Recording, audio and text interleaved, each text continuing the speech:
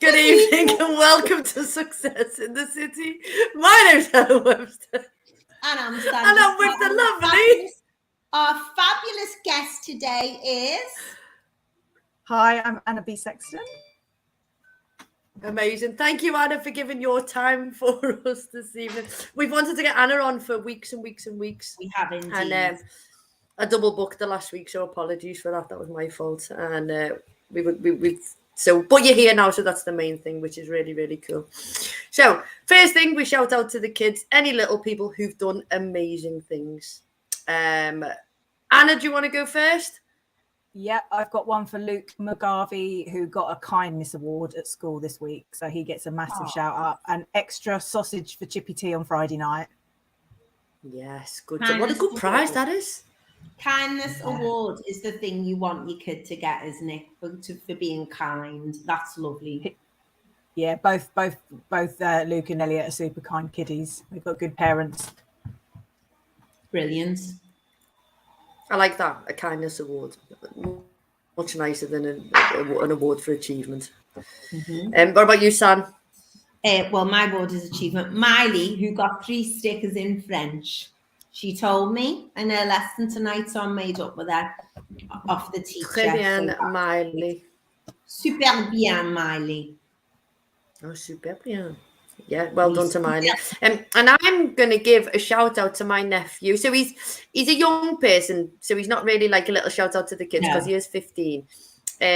But he entered the swimming gala for, he's in cadets, he's in the Air Force cadets, and he went to the swimming gala and he smashed it and he come back with two medals.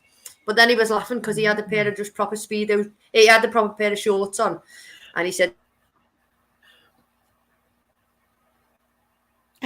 what, Helen? Don't freeze at that point. Now we're going to have to make up. There we go. No, she's back. Come on. It'll just keep going and coming back because I'm on the radio. All we heard was something about Speedos.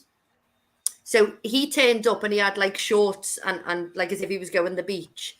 And when he turned up, they were all like pro swimmers and they all had like little swimmies on, like little Speedo shorts and their goggles. And he just rocks up like with his little shorts on. So, and he still nailed it. So well in. Yeah. So well in the little webs. Yeah, cool. Okay. Success for you personally this week. Sam? Well, I was going to say, do you what? We've probably got the same success. So we've got a big success and a little success, but I'll do my little success first. Okay. I went to Great Homer Street Market on Saturday, where I haven't been for ages because I wanted to get some plans, which I didn't get any because I left it too late in the day. And we went to the Bookman. And I got this for £2. Which is a dictionary of synonyms and antonyms. For people who don't know, it's words that mean the same or similar and words that mean opposite in Spanish. I was absolutely ecstatic for £2. Wow. The man must have been ecstatic to sell it. And not only that, it gets better, Helen. You won't believe it. Inside, it's a German.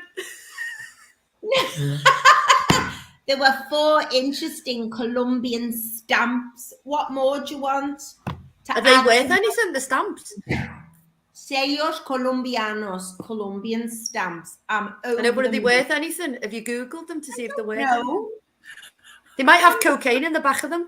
Right, that. Sorry for anyone Colombian who's listening, of which I do have a few Colombian friends. Oh, my God. Oh, it's going west tonight. I can tell already. People are red faces. They're horrendous. We didn't do that. I know. Horrendous. No, I was referencing Narcos. I wasn't referencing Colombian people. I just thought it might be quite a good little way to get it out there. Like, you know what I mean? No, let's hope there's no drugs on my free stamps I got in the dictionary of synonyms and antonyms. I just thought of another red face. No, there can't be any more. There's a wash red face. Anna, what about a success for you this week? Getting out of bed this morning and going for a swim at Liso in Wallasey. So I went for a swim in the sea. First swim in open water since the 2nd of January. So I'm really, really happy. Yeah, really good. Oh, well done. That's amazing. That's a proper good. That's a good success. It felt so good to be back. It's a great success. Yeah. Yeah. So I'm going to talk about our massive, massive success. So our massive success was going to Bet. We were there for 3 days, Wednesday, Thursday, Friday, and we came back alive, didn't we? Yeah, and just to clarify, Bet isn't a gambling thing. It's the British Ed Tech. What is it? The British Ed Tech ticket? What's the last T for? I don't know. Technology something, isn't it? Well, it's a big tech training, possibly. I don't know. People come from all over the world to see it. There were people from all South America, Central Asia, everywhere. People from all over the world come in mass to see what the new stuff is in education for colleges, everything. And we smashed it. We did. Yay. We did. We did. didn't It was win great. hand because we won it last time and they needed to share the love, apparently. But it was the best stand, clearly, because there were crowds around us and the others were empty. It was amazing. And I was fuming when they said that they were sharing the love. I was like proper livid over that. And all the kids loved ours, didn't they, as well? So there we go. And over 3 days, how many people do you think you met? Oh, I couldn't tell you. A lot. 1,000? Yeah, more than 1,000, definitely. More than 1,000. But loads of people come and play on it. And we're like, come and play. We can play on loose. So it was just brilliant. And it was nice to see our friends there from Canada and Belgium as well who were involved. So that was all cool. Yeah, so we had a ball, didn't we? Helen and I did put £4 on in 3 days, though. Who does that? No, I didn't. You might have. I put about 4 stone on. No, you didn't. £4 in 3 days. So there we go. So I'm on starvation now. I'm just trying to connect through to my phone because the Oh, Wi-Fi is being rubbish. Okay, so let's keep going. Okay. So yeah, that was our massive success. Okay, so we now play this or that. So Anna's with us and we're going to play this or that. Okay. Who wants to go first? I'll go first. Go on then. Anna, audio book or reading a book? Audiobook. Ooh. Definitely. Oh, Although I do like reading a book, but I do prefer an audiobook because it means I can do I listen to audiobooks because it's a time thing, but I love reading. Yeah. And one of my gorgeous clients brought me a book to read this week. Paul Coelho, The Monk Who Sold His Ferrari. Oh, I've got it. Well, have you read it? Not yet. It's on my list. Well, I'm going to read it. We can compare and contrast.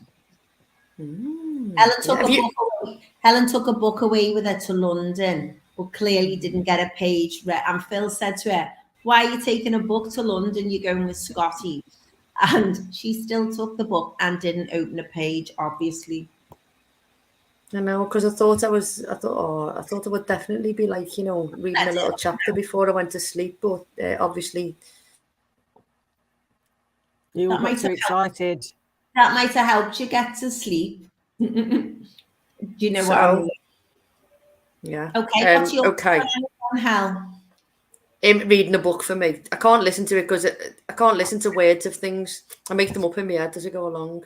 So if I listen to a song, I just make the words up. If I listen to an audio, I am training myself though by listening to podcasts, but it's got to be something I'm super interested in, because if they start to talk about stuff that I'm not interested in, I just go off on a tangent in my head. So, but I am trying to train myself because everybody talks about audiobooks all the time. Yeah. And so I do need to get into it. Okay. So open water swimming in the sea or Sandra like flinches in the sea, or like in a lake or a pond type. If you were, like if you were hiking and there was a bit of a or in the sea. Well, but I know I've got to pick one, so I'll pick the sea for now. But if you spoke to me in May, I'd say lakes, because I'm going to Wales on a front pool swimming weekend. Can I just clarify this choice you've given me? Swimming in a lake or swimming in the sea? Yeah. Neither. I know, but so you're not going to get your hair wet. Okay, so your hair stays dry. Which one would you go in? And you can touch the floor. Oh, right. That changes everything. You can touch the floor. Which one can you touch the floor in? You can touch the floor in More both, likely the lake. right, and your hair won't get wet. Wow. The Probably sea, both. because it's by the beach. Yeah, I would have put my money on. You would have said that. I'm gonna go. I love the sea, but I think open water swimming in a lake or something like that is like dead cool as well. I know. Go on, Sam. Next one. Getting your legs like that with the monsters and the crocodiles and everything coming to bite you and the jellyfish. When Nessie comes and gets you. Moving on. Monorail or cable car? Cable car.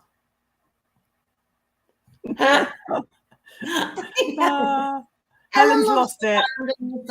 Okay, monorail or cable car? Yeah, I like monorail because it's fast and efficient, but cable car is really cool. When we were in Greenwich, we could see the cable cars going over. I love that. I used to live near there. I love going on that. That's the Emirates line, isn't it? Yeah. Oh, I didn't realise they were so close, because if we'd have thought it, we could have got the cable car, because we stayed in Greenwich. So we could have got the cable car, couldn't we, to the thing, if we'd have you could have done. Go on, Hel. Cable car. Cable car. Cable car 100%, because what cable cars is like when you go skiing. Although I had a moment when I went skiing, I missed the thing and was dangling from the cable car like that. And Jed was going, we were carrying on to the black run, and I said, no, I'm the middle level. I can't do the black. And he went, you can stay on. And I went, no. And I tried, and he held onto my hand. I had to stop it and get him to let go of me. I mean, he was like dead apologetic at the time, but in his mind, he thought, and I was like, no, I knew I wasn't up to that standard, which I'm still not. Anyway, so I jumped down. Fortunately, I didn't break a leg, but literally dangling off the cable car, dangling. But I do like them. That was in Quebec. My mum agrees with you, Sandra, and I think that's over the swimming, because my mum doesn't like getting her hair wet and needs her feet to touch the floor as well. Barbara. There's no need at all, is there? No, thank you. Unless you've got like one of those things on your head that makes you look like Duncan Goodhue, and all your hair's tucked in. It's got flowers on it. We'll get you one of those. Definitely, please. Yeah, I'm all right if my feet can touch the ground. It's psychological. Yeah, that's one for you. I've got a list for you, Anna, of all the hypnotherapy I need to deal with, and the water's one of them. Okay. A lot of people have a fear of the water, and a lot of people have a fear of going into the water, particularly. It's really common. I'm all right about going in. It's going to be a weekly booking, but we'll talk about that later. Go on, Hel. That was yours. Okay. Yeah. Oh, yeah, so John Howie says monorail because he's scared of heights. Yeah. Okay. Oh, nice. Okay. Drawing or painting to create something, or sculpting or using materials. Drawing and painting. Drawing and painting. When you define materials, what's the scope of that? Can I do a collage? Yeah. Okay, I can do anything with fabric. Ooh. So if I can do a collage or make something structured and stuff it like something, that's okay. I can do that. I'm not very good at drawing. I'm appalling at drawing or painting, let's be honest. And a sculpting as well. So but the material thing, if I can use fabric for stuff, I can do it. Cool. I'm going to go drawing or painting because I can draw or paint. So yeah. Okay. That's my one. Go on, Sam. Okay, last one from me then for Anna. Okay, Anna, would you prefer to go traveling around Europe with like a Rail Rover ticket to go and see all the countries, or would you rather do a worldwide cruise? The train one around Europe.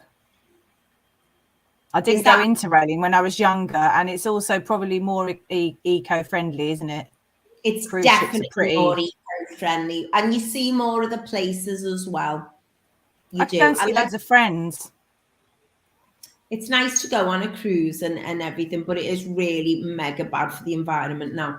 And I would like to go traveling by rail, but I'd probably want to go. I'd rather maybe go around South America or Southeast Asia doing that than but Europe, both, because I've been to most of Europe. There we go. What about you, Helen?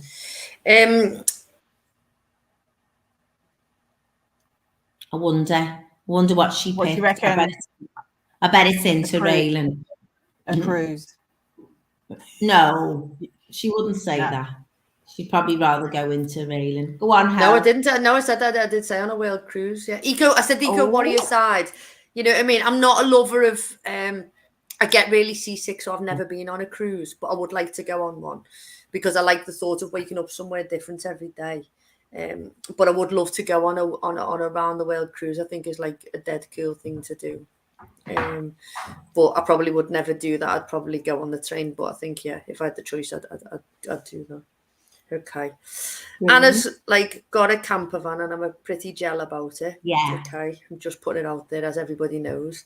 It's okay. Very cool. Sitting with a cup of tea watching the sunrise or sitting with a hot chocolate watching the sunset in your camper van? Ooh, that's tough. I'd say both, but probably sunrise, because by the end of the day you're usually knackered. You just want to stay inside and you're cold. So yeah, sunrise, cup of tea. Yeah. What about you, San? Yeah, I quite like sunsets, to be honest. Sunrise is lovely, but I love sunsets. It's very nice at the end of the day. And you can put a little brandy in that hot chocolate. You can indeed. Yeah. I'd probably go sunrise with a cup of tea. I think to sit in the back of a camper van, although when you see like pictures of the camper van and you sat in the back and you've got your hot chocolate and the sun's going down, that's like pretty cool as well. So yeah, I think it's a really tricky one, but I'd probably go sunrise with a cup of tea. Great. Yeah, sunrise with a cup of tea. Okay, so there we go. So we know a little bit more about Anna, and now we're going to find out loads more about her. So Anna and I met about maybe 5 years ago, I think, when I was on the SSE program, and then we didn't see each other, and then during lockdown, we went to.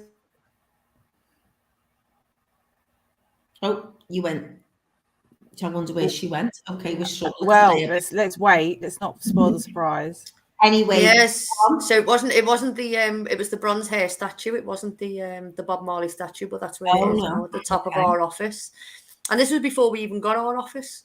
And Anna was eating her lunch and we had a quick little catch-up chat and stuff like that. And then she was telling me about her solution-focused hypnotherapy that she was training for. And I was like, oh, that's pretty cool. And that's the dog, by the way, who's on the couch next to me. And then there was an opportunity for our networking group in BNI. And I thought Anna will be pretty cool at that. And made a little conversation. And we hooked up and we had a cup of coffee. And it was like we'd seen each other yesterday. And then she's been involved with International Women's Day, which Liz was our guest when we were live. And she's met you and she's just like a cool person. And so we'll find out even more cool things about her right now. So Anna, I'm going to hand it over to you and you can just tell us and then we'll just chip in. And we've got about 40 minutes. Oh my God. Well, I've actually not prepared anything really. I did think about what we might say, but yeah, we met each other, didn't we, in the Baltic, and we were talking about racquetball and you were talking about kefir and I was talking about kombucha. And so I was living on my own during the lockdowns, thankfully with work and a cat. But my sleep started going a bit sort of weird. Generally, I'm quite a morning person, get up, kind of get going. And my sleep was starting to get really long, sort of 10 hours, which was just really unusual. And I was starting to get worried about it. And I noticed my mood was dipping. I think that's partly as well because of everything that was going on. So a friend of mine had started to do this solution-focused hypnotherapy training down in sort of northwest London. And she needed practice clients. So I got into it from there. She said, do you want to be a client? I was like, yeah, great. Had 12 sessions. And it, you know, having done a lot of personal development and coaching and mentoring, therapy, it just seemed to me like such a nice way to look after yourself. And it really did make a difference to my sleep pretty quickly. Had some knock-on effects. I'd stopped biting my nails, which I've been doing for as long as I can remember. And even though I still eat chocolate, especially dark chocolate, I love that, I don't eat chocolate without thinking about it. So there's a difference between enjoying the chocolate and then just eating a bar and then going, hang on a minute, I don't even remember eating that. So I did a lot of that during lockdown. So yeah, it was just really not miraculous. I'm careful to use words like that because I think everybody comes to things in different ways, but certainly something that felt so gentle. So that's what got me into it. And then I started studying it through CPHT Liverpool. And there's an amazing community across Liverpool who go to that course at the Brain Charity, which is around the corner from the Lion Hotel. And yeah, I graduated at Christmas. Well done. Yeah. And you got your certificate yesterday, didn't you? And I just show you framed. I can't show you actually because I think the computer. Hang on, I'm going to do it because I don't know why. Yeah. Here we go. Certificate. Yay. Well done. Congratulations. And I don't think it's necessarily like I haven't achieved anything in my life, but I was fascinated with hypnotherapy when I was a child. I taught myself how to hypnotize myself when I was 18 from a book. Did you? Yeah. Well, I got it from Oxfam. That's all right. What's that? Did you say? I said, that's all right. It's from Oxfam. It doesn't matter. It's still a book. Yeah. Exactly. So it sort of feels like stuff that I was really interested in when I was younger. I'm still interested in now. So yeah. Oh, brilliant. So sorry, go on. Go on, Helen. You ask. Go on. I was going to say. So when you did your solution-focused hypnotherapy, did you know about it previously before your friend sort of used it as a test case? No. I have that sort of experience of hypnotherapy that many people ask me about. They're like, are you going to hypnotize me on stage and make me do stupid things? I'd been hypnotized on stage when I was a student at John Moores back in the mid-90s with Hugh Lennon and Hypno Dog. That was like a literal walking tragedy. But I survived it. So I had that experience. And what was so funny about that was I was on a long stage at the end of on a chair, and this guy's like, oh, do you think you're being hypnotized? And I was like, no, I'm not into that. And he clicked his finger and I went boom. So lots of people are really worried when they find out about hypnotherapy, about whether they'll be susceptible to be going under, like they don't want to lose control. Totally get that. But the thing I've learned is it's not really like that, because we actually hypnotize ourselves all the time. Like when you're driving, when you're doing a painting, or you're learning a language or reading a book, you go into trance. So you also go into trance, or you also hypnotize yourself by what you tell yourself every day. So if you can shift what you think about yourself, you can do self-hypnosis. You know, obviously come to a hypnotherapist if you need one, but you can actually train your brain to think whatever it likes. That's the sort of power of it. When you said you're when learning a language, you go into a trance, do you mean that you have absolute focus on something if you do an independent study? Is that what you mean by that? The way I relate it to is that time when you're in flow, you could be I mean, I know it's not always the best way to learn a language, but I was using Duolingo during the lockdown, and sometimes I'd be on that for 45 minutes and I hadn't even noticed. I was just really engrossed. I felt like it was a little game. Yeah. Or when you're watching a television program, and I don't know, it's just like time, it becomes elastic. You sort of sometimes feel like you haven't really taken in information. Like sometimes in a lecture or when you're listening to a podcast, you're like, oh, I think I missed that. But then later on, you'll remember what that person said very vividly. So our brains are always taking in information. And I think what's fascinating about it is it's almost like we're never, ever going to know everything about our own minds in our lives. It's just like an ongoing journey, isn't it? So it's just really, I think it's fascinating and very geeky. Okay. And what you do is amazing, isn't it? Because you focus by solution focused. You mean that, correct me if I'm wrong at all, but this is what I get from what you offer, is if people have a specific area or issue they want to work on, like a phobia or something, that's what you can help with, isn't it?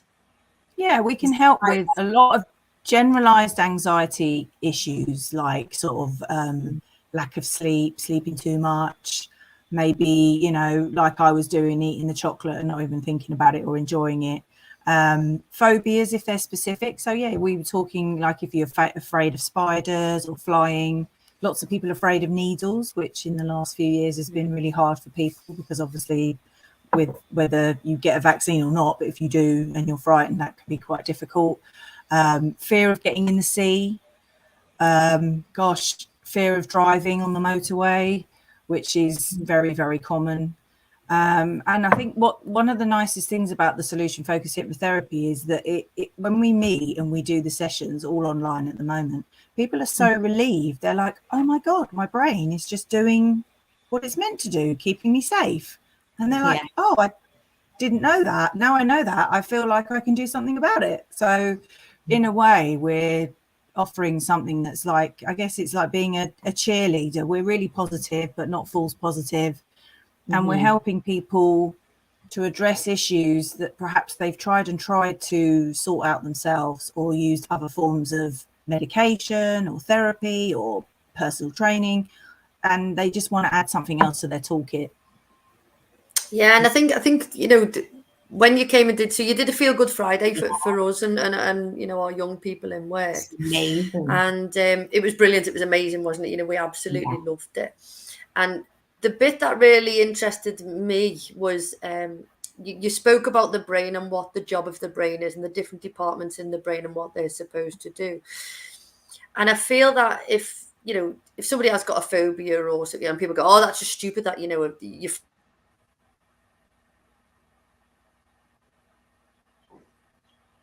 She'll be back. thing, isn't it? Yeah, she is. Go on. You know, it's a real scary thing, isn't it? When, you know, if you're frightened of spiders and somebody else might be. And I think once you started to explain the job of the brain and all the little departments do this and the departments do that. So I knew about the brain a little bit because I've sort of done studies and bits and pieces and what releases happy hormones and all that sort of stuff.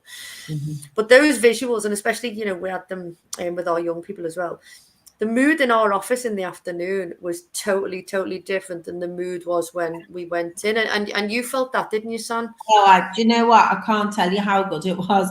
It was just amazing. But it was hilarious because I thought, I thought it was about 3 minutes. And I thought, I'll have to listen, or maybe 8 minutes maximum. And it was nigh on half an hour. And, you know, I had to go to the airport. I had to pick running up from the airport, a drive to Manchester afterwards, and I was saying, will it be all right? Will it be? And you were saying, no, it's fine. You'll just be dead relaxed. But it was, I was just so chilled, you know, for Friday afternoon. It was real, and I did sleep very well for the next few nights. Really, it was so good. And I think we should always have it if we can. You know, it's certainly something to do because it was just superb. Well, I think that whole thing about feeling good in work is so important. And I'm really careful with this because, of course, a lot of workplace wellbeing schemes come around because they want people to be more productive. Yeah.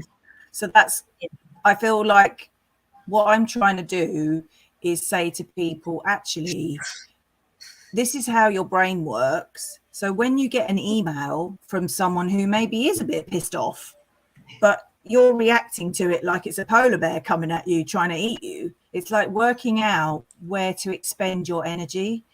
And, you know, I think it's a big problem in lots of cultures, not in your business because it's small and it's like a sort of family, but lots of cultures at work, people don't get up and go to lunch. So you're sitting down all day, that's building up the stress. Whereas actually if you feel like you've got the confidence to say to your boss, I'll see you later, I'm going for a walk.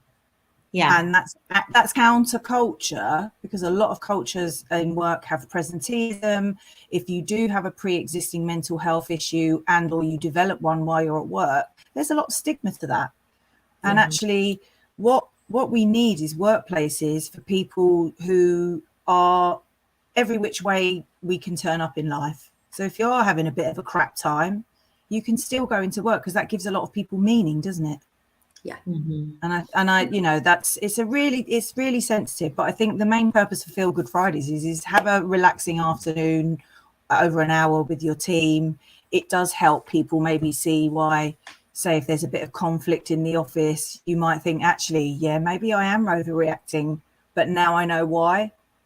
Because often people, I mean, I've had this, you know, I'm human and I'm quite fiery, you know, definitely in my stress bucket, anger is one of the things to come out. It, you know, go on a leadership course. It's like, well, is that going to help me? Actually, if I had some hypnotherapy and I relaxed a bit more, maybe I wouldn't focus on that. I'd be focusing on what's good in work, you know? So yeah, it's going to be interesting to see who gets the benefit from that, because obviously your young people really enjoyed it, didn't they?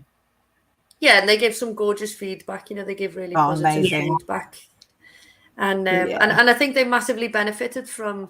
So going into the weekend, hopefully they're going to have a better weekend, and therefore they'll enjoy the time when you're not in work, which is massively what you're supposed to do. And then so when you come back to work, you're refreshed and you're recharged and ready to go again. And we've massively said that, you know, we want to feel good Friday all the time. And we want other businesses to come on board and experience it with us, you know, to because it's quite nice for a load of people to all come together and have a nice little Friday, isn't it, you know? I think so. And also when you're working in big offices and say you've got a small office amongst the community, you don't always know everybody. I think one of the main foundations of solution focused hypnotherapy is the 3 Ps. So P as in the letter P, positive thinking, positive actions, and positive interaction. So, you know, even if you're having the crappiest of day, if you know someone in your corridor or in the reception and someone genuinely says, hey, all right, Sandra, how you doing? And you might say, oh, you know what, a bit crappy, but thanks very much. And there's no judgment on that. They're just like, oh, no worries. Let us know if you need anything. And your day keeps going. It's when you go into work and you're feeling crap and someone says, oh, how you doing? You go, actually not fine. And they go, oh, hang on, I'm going to go and answer the phone, because they're like, that's really stressful. I don't want to deal with that. Yeah. Because we all have emotional weather, don't we? And I think generally, I would say that the attitude to people, there was like a big drive to try and be aware of mental health issues in the workplace. But since everything that's happened in the last couple of years, it's okay to talk about it. But there are so many people, so many of the young people I work with, etc. I've got issues, you know, at school and everything, and adults, they feel nervous about going back into the workplace because they've been the best part of 2 years, and a lot of people, and just because maybe we're not bothered by it, you've got to acknowledge that other people are en masse, I'd say, you know, and so many young people struggling who've missed school and everything, you know, right across the board. And as we know, happiness is contagious, but so is stress. So, you know, we're all connected. We know each other pretty well. So hopefully the mirror neurons are firing off and you're smiling, I'm smiling, you know, and that's the purpose of this call. But, you know, it could be that we meet up one week and we've all had a really crappy time and we end up vibing off that as well, you know, and I think there's a place for that. I think often the workplace can be, it's almost like all forms of emotion become neutered, so everyone's fine. And if you're someone who's really sensitive, you know it's not fine. So actually sometimes it's how do you create a safe space for people to have all their humanness and authenticity in work, and respectfully, because if you've got a business or you're working for someone, we generally get inspired by getting results and doing the sales or seeing a customer happy. So there is context about it, isn't it? It's like you're there for a reason, but why would you not want to be human while you're there for that reason? Yeah, and we've said, haven't we? We've said, you know, there are times when you don't want to go to work, or you're feeling a little bit like whatever, you know, and that's okay, because that's human nature and that's every day. But it's you know, if you start hating going to work every single day, then obviously there's a problem. And to be able to address that, and you know, what can we try and do to stop people feeling like that? Because you're in work a lot of the time of your life. You need to have a good time while you're there. So all these little things are like dead cool, aren't they? You know, as you were saying before, get up and go for a walk. And we have a thing, don't we? If anybody, you know, we haven't got any windows in our office, have we? Which is a bit like, you know, so we encourage, like, get up and go out and just get some fresh air and, you know, come back in. And last week, you know, the weather was amazing. And it's so, when you get up and you go for a little walk and you come back, you do feel like, oh, you know, it was lovely. Yeah, it really recharges you, doesn't it? Definitely. It's amazing the difference the sunshine makes. Everyone was out on Saturday at the shops and that, and doing the garden, and it's lovely. So it's a massive difference as soon as the sunshine comes out. Yeah, we said that, didn't we, when we went to London, because we literally didn't see daylight, did we? Because we jumped on the train, and then we were in the exhibition, and then we come out, and it was like, and on the very last day we just said we'll have a little sit, and we just went outside, didn't we? We just sat on a bench for like 10 minutes before we got the train, and we were like, we're just going to sit and have a little chill, aren't we? And before we even moved, which was just to like calm ourselves down, ready for our journey, wasn't it? Which was cool, wasn't it? Yeah. Being in Excel's pretty amazing, but it's like it's her own little bubble, isn't it? Yeah, very much so. It's massive as well. But we found this fab place for our lunch, didn't we, Helen? We did. It was amazing. The same thing every day. It was so nice. This guy, was it like a Pakistani? It was biryani, wasn't it? It was Pakistani street food. Oh, and it was a biryani box, wasn't it? But it was homemade food. Oh, it was the best food, yeah. Because everything else was like a butty, wasn't it? And chickens and burgers and things like that. But it was like, it was amazing. His stand was really good. Yeah, it was cool, wasn't it? There was a stand, and they paid for this guy €4,000 to come and do coffees over 3 days. So we befriended him, obviously, and kept going over there. We had the odd Costa, but we went over and had coffee off him with his reusable cups that we kept taking and brought home. Which Sandra's now got 40 of. 6. So, amazing solution-focused hypnotherapy, which was brilliant. And part of our International Women's Day, which was 3 weeks ago, was it? 3 weeks ago. And you did which is crazy, isn't it? 3 weeks. And you did a little talk and stuff. And then I was going to say, you are a published. Have you got a copy there? Because I've got a copy. Yeah, go on. Here we go. So I am one of the 9 best-selling authors of this anthology. So this is a book that is curated by Winsome Duncan. She is the founder and owner of Peaches Publication. And all these wonderful 9 women, I'm trying to work out how to put it. No, that way. Yay. No. Yeah, there we go. I'll get there. So I'm one of these 9 women, and we all come from very different backgrounds, and we worked on this book as a collaborative approach during lockdown. So as we were talking about this at the weekend, because we did a Mouth of Queens event on Zoom and in Clubhouse, and it could have gone so badly wrong because we crowdsourced the cover, the name, and actually it is phenomenal how we all came to the agreement on the name in a way that you could have thought there could be some big arguments here because we're all from really different backgrounds. But one of the things that came out of the process, because we had to meet and talk about the process, was that we found 7 of the 9 women are all neurodivergent, which we didn't know at the beginning. And one lady actually discovered that she had specific needs through doing the process. So that was really amazing. And we've all written on different things about our lives, talking about what it means to be a transformational leader, which is sort of funny, isn't it, when you're just doing your own thing and chugging along and, not really thinking that what you do makes a difference, particularly in a lockdown. But it was a really wonderful collaborative approach to getting stories out of us or thoughts out of us, because quite a lot of us thought, oh, we're not really writers, or I'm dyslexic, and most of the stuff that I was told at school was like, you're not good at grammar, you don't understand words, blah blah blah.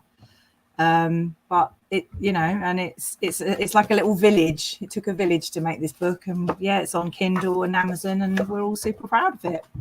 Brilliant. So we'll put a link up, Anna, after the show, and then if people want to, and I've bought the book, and I've got that one to read, as well as The Monk Who Sold His Ferrari. So I'm on a mission with that. But we had Claire Morton on the other year, because Claire Morton did a chapter of a book as well, didn't she, in the lockdown, and hers aced it. So, and I know you're not originally from here, but you've chosen us as your home, so we're very privileged. And you came to uni here, and then you came back here, didn't you? We were talking the other week about it. So, we have so many authors amongst our myth. We have so many authors amongst us. It's a great achievement, so I think that's fantastic. Peter Lloyd's put, congratulations on the book, Anna. I'll be taking a look. Fantastic. Thanks, Peter. Cheers. Congratulations Well, to Peter Reid for I doing think, his. I think, yeah. Oh yeah, he did his Zip wire. What do you call it? Like zip wire. That would look high and hard. Yeah. Good. But part of your book, Anna, so I think when people tell you, you know, how did you get over the fact that when you were young and you're dyslexic and you've been told that you can't do this, was it basically like, I'm going to show you that I can? Or how did you get across like that barrier? Well, we had Roger McGough and Ian Brown John come to our school, which helped. So they were very like poetry is anything. I did, you know, I kept it for years. I got rid of it recently, but I had a poem in a school book. But I mean, everyone had a poem in the school book. So, you know, but there's something about having your work in a made thing that goes a massive long way to changing how you feel about yourself. And I've always written poetry, but just in notebooks. So I'm kind of the mind, if I keep them, I keep them. If I don't, it's just another way of expressing yourself, really. Some people sing, I write poems. And then I got on a project 2010. I was the artist and I was matched with a poet called Miriam Nash, and we worked together over a period of about 10 months. And we produced our own book of poems. So we self-published it. I printed it on my printer and I sold 4 books. So I became a published author. That's how you do it. You know, I think also one of the ways you do it is you work with really good people. So Miriam is an incredible poet. And the way we worked was super collaborative, backwards and forwards. And we found that I knew about a form of poetry called haiku, which is a Japanese short form of poem. And I used to teach kids how to write that when I was a youth worker. So it's so funny, isn't it, how you teach people things that you don't even think you're any good at yourself. So we used that form. But she was also like, look, sometimes the form doesn't fit the poem, so let's just keep it as it is. Don't worry about it. Don't change it. It doesn't have to be religious. So she's so professional in her practice that she knows when to break the rules, whereas someone like me would be like, it's got to be that form or else it's not really a poem. So I think, and also again working with Winsome, she's a mate. I met her in 2010 and she knows what she's doing and she's got good people around her. So how did she select the 9? Or how were the 9 selected? We did pay to be part of the project. So I think that's really important to say because she's a professional entrepreneur. It's her company. But what we paid was nothing compared to the value that's been created for us as individuals and the fact we've now got a book. You know, there's people around the world reading it. So I think for her, she was looking for people that wanted to work in the way she likes to work. You know, there would be a lot of other publishers who would just find 9 people, get them to write their chapter, proofread it, bang it in a book, bang, bang, bang. But I think because Winsome's also got a background in youth work and education, in some ways, if you take someone like me through the process of what it takes to write the book, you understand the process. So then if you want to do it again, like you've done 1 chapter, well, why couldn't you do 2 or 3? So, and there has been other things that I've tried in the past, like writing 40,000 words in a month. But I read back my 40,000 words, which was a very bad idea. I should have given it to a proofreader. Do you know what I mean? I was like, oh, this is awful. But everything's awful when you haven't done it before, isn't it? And also, Anna, you know, authors do several drafts, don't they? The first draft never gets published. And some people say, well, how many drafts did you do? 22. You hear that again and again. And then it goes through the editor and the proofreader and everything. So that's quite normal. You know, our first attempts of things are, think of the first cake you ever made or things don't usually go great first time, do they? And, you know, so maybe the 40,000 words might get developed and published. Who knows? So we'll see. And so people can get it on Kindle and Yeah, I'll find it on Amazon. I mean, I'm selling it myself as a sort of you can buy it from me directly, because again, I've never ever written a book before, so I don't even know how to put a book onto my website. So that's all right. We're going to share the link on here, and it's quite an interesting book as well, made up of lots of different chapters, all written by different people, as you've said, 9 people. And I think it might be quite inspirational for people to read indeed. So we're going to share the link after the show, and people can follow the link to make a purchase if you want, or if they message us directly, maybe they can get it from yourself and have a signed copy. Yeah, and that's what I still want. I still want my signed one for copy. You. Yeah, signed. My copy's signed, isn't it, Anna? All the books that I'm selling for £15, £2.50 goes towards more of the Look Like Me book challenge. So I'm an ambassador for this program that Winston's also running. We're hoping to bring it to Liverpool at some point. And this is a book that is authored by Black young people, and they created all the characters and all the writing with a little bit of help from Winston, because obviously it's quite eclectic. They designed the cover. This has gone on to be an animation. They're doing, I think they've got a second book in process, then a third one. And this is all about, really, you can't be what you can't see. So I hope that these young people, when they get older, they might make other books, but equally they might not. And it's just a piece of confidence for them going forward, knowing that someone took the time to help them write their own stories about themselves and their interest in their culture and their, anything that anything they want, because it's up to them. Yeah, and it's I think I love that. Actually, when you told me about that, I absolutely loved it, because it's the idea that the young people who are involved in that aren't used to seeing people who they identify with in literature or in images or things. And this is what we talk about, the same in the workplace, isn't it? If you haven't got role models to look up to, if no one from your area went and did this. And this is one of the things our show's about, success in the city, to show what's going on in the Merseyside area locally, and how normal people, everyday people, are doing great things. All different types of people come on here who've done all kinds of stuff, and all good stuff, though, really great stuff, achievements and everything. We stay in touch with everyone who's been on the show, and we always look at their things. And even who was the lovely girl we had on, Helen, who was the fitness instructor and Chelsea Lee. So she was one of my shout outs today. So Chelsea Lee Stokes. Oh, well, I won't say what she's done, but I saw that, and I just thought that's amazing. And the musicians we've had on, the people who've set up businesses, the people in the charity, week after week after week, we just have great people on here constantly doing brilliant stuff.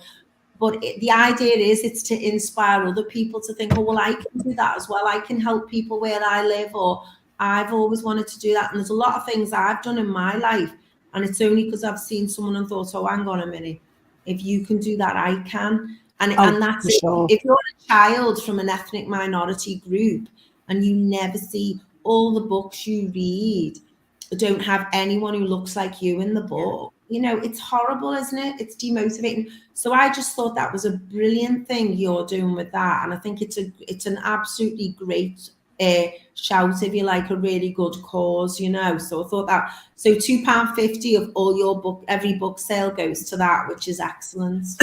And when we did the Women's Day, it went to Rasa, and then the event that I'm doing for Autism in Motion on Friday, I'll give £2.50 back to that charity as well. Because I think the thing is, for someone like me, obviously, well, not obviously, I've had a lot of businesses in my life that all kind of culminate into one thing. But if I'm not giving back to my communities, then I'm not really paying rent. Like, obviously, I want to make money in the business that I do, but it's also really important that the work that I do benefits other people indirectly or directly. And I grew up, I used to be the kid that went down the street and got all the money for the raffle for the local hospice, just for some way to make a little bit of cash for myself, but also that was helping other people. So I think, it doesn't have to be big, because not everybody has capacity to do that. But as you say, anyone can has the potential to do anything, but you often need a bit of like they're doing that, I could do it myself. Yeah. So yeah. Anna, And we always say, don't we, about sorry. I was just going to say, people can come along on Friday then and meet you if they want. If and buy the book. they can buy the book, of which I've got some left, hopefully. And also, it's an autistic. It's a parents and carers event, isn't it, for the community who are looking after their children or working in the sort of service provision areas of autism and neurodiverse support. So I think it will be a really interesting, sweet event. Because that, parents and carers are really stressed, aren't they? So hopefully we'll meet some really nice people. Yeah, so and Autism in Motion were our guests, weren't they? Autism in Motion have been our guests. So Joe and Hannah were our guests a long, long time, which is when you and I were on our road trip and we were in the hotel room when they were our guests. And they've created Calm in the Palm, and it's basically to raise awareness of because it's Autism Awareness Month, but and to raise awareness, but also to signpost people to say there are these amazing services in our city, and we're quite lucky about what we do have in our city. People are really passionate about helping each other and supporting one another, and also it's great for them to all mix in with each other and get to know each other. And then if somebody come to me and ask for somebody, I can signpost them to somebody else. And it's in the Palm House in Sefton Park, which is a beautiful location as well. It's really cool in there, and you can have I'm so glad you said that, because I thought it was up in Autism in Motion in Sparrow Hall. So I'm really glad you've said that. It's the Calm in the Palm House. So there you go. Yeah. Calm in the Palm. I wondered why it was called that, Helen.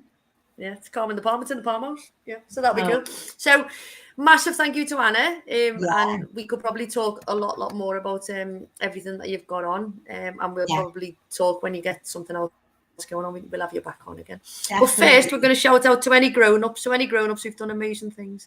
So I want to go first. So I want to give a big shout out to Peter Lloyd.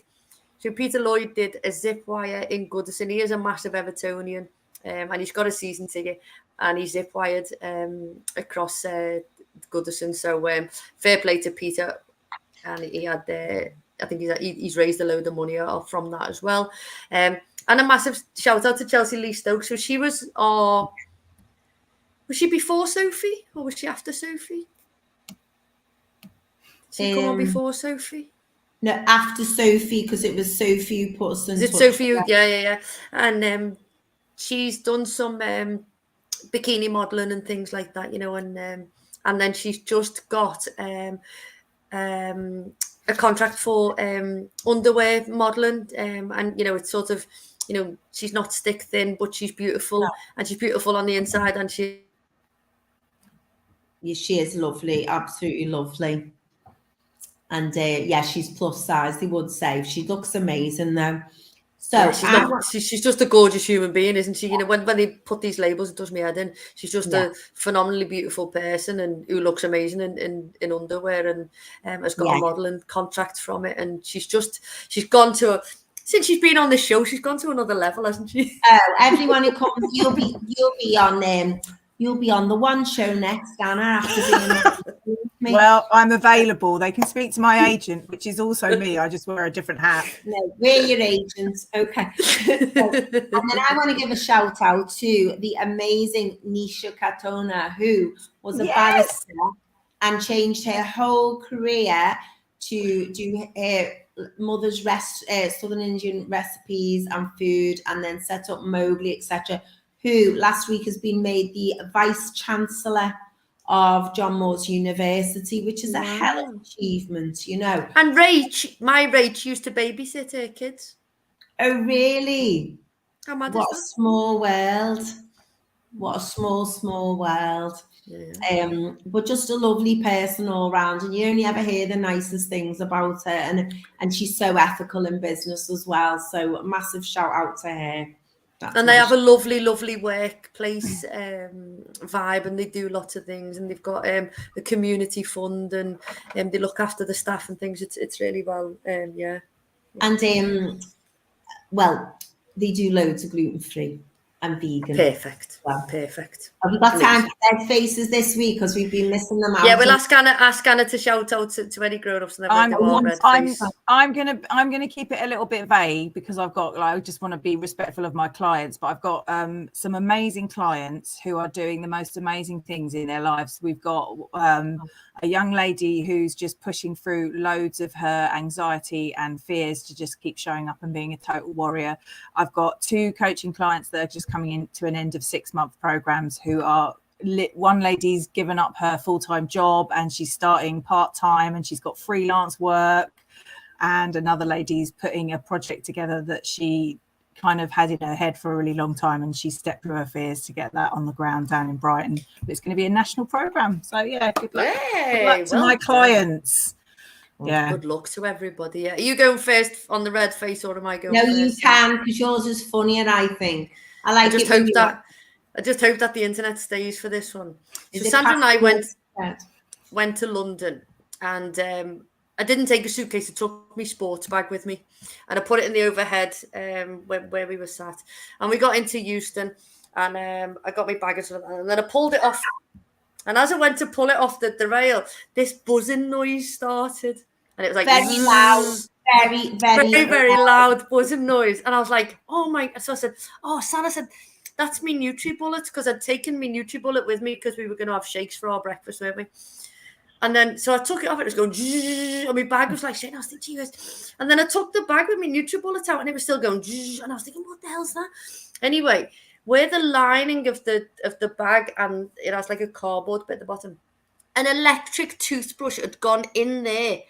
But it wasn't even my electric toothbrush. It was this like little snide Home and Bargain version of electric toothbrush. Nothing against Home and Bargain. No, there's nothing against Home and Bargain, but it wasn't like me proper. And I was thinking, so the noise was horrendous. But then we burst out laughing because as I took the NutriBullet, and Sandra's going, "Oh my God, your clothes are going to get ripped up in the news." And I thought, the NutriBullet, I have to plug it in, so it wouldn't even have been that anyway. It's not even with a battery. Oh, it was absolutely hilarious. Everyone else thought it was something else, right? Yeah. I was like, that was going, oh my God, I haven't even got it. That's not appropriate. So it was a toothbrush. And then mine today was just mental. So I tried to tag you on the show. Obviously, me on the show, you, so that everyone could see you were on, which is what we do. And unfortunately, for 30 minutes, the wrong person was tagged. You missed the B out, didn't you? Which took them to an inappropriate website that sold sex toys, basically. And that was that. And I was like, what are the chances of that? It was unbelievable. It's not fair, is it? And these things, the rude things like that always happen to me. And that's quite an innocent thing to do, to tag that. 30 minutes later, and I was like, then and then I was just trying to tag you. Oh, it was unbelievable. And I'm just going to do another quick red face from when we were in London. So we were in the Excel. Yeah, and there was the policeman was walking around with the dog, wasn't he? The sniffer dog. Yeah. And Sandra goes, the sniffer dog, and she goes, there's loads of Dutch people here. And the fella looked at her like that. And the dog was an It was an explosive dog, not a drug dog. It was an explosive dog. It wasn't. No offense to my Dutch friends, one of whom I've got someone to translate a document to me that I'm emailing over shortly. So no offense. It was hilarious. But the fella looked, didn't he? The policeman was looking, and we were having this big conversation. Yeah. Just reinforcing stereotypes right there today. Yeah. I know. Oh. So there you go. Yeah. Any red faces for you, Anna? Recently, I had a client. So when we do solution focused hypnotherapy, after the first session, we get you on the couch. So that'll be your sofa or a comfortable chair in your lounge or wherever you do the call from. And when we read the scripts to help people relax, this has never happened to me before, but I was like, I started to go off because it was so good. Like some of them One or two of them are really quite rapid induction, so they get you to relax really quickly. I was obviously a bit tired, but I was like, oh my God, is this guy going to know that I was like, I thought I'd fallen asleep. So yeah, that's never happened to me before, but that's a bit of a red face. You have got a very good voice when you were doing your reading. Yeah, You've got like a so good. So relaxing. if you can do that yourself, that's pretty cool. I might come chocolate's going to be added to my list as well. The water, the chocolate, the rodents, phobia. Oh yeah, loads. No, we'll have to keep making a list. So we've come to the end of our show. So I want to say a massive thank you to Anna for joining us today. Massive thank you to you, Sandra. And Anna is going to leave us with her positive quote or mantra that she lives by.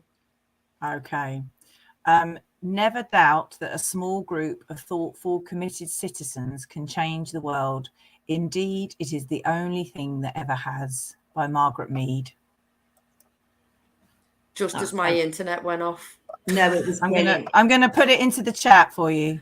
Put it in the chat. Put it in the chat because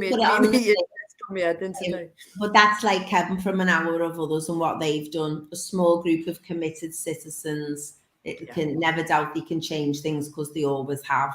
And it's absolutely true. It was more eloquently than that I summarised. I thought that was brilliant. Brilliant.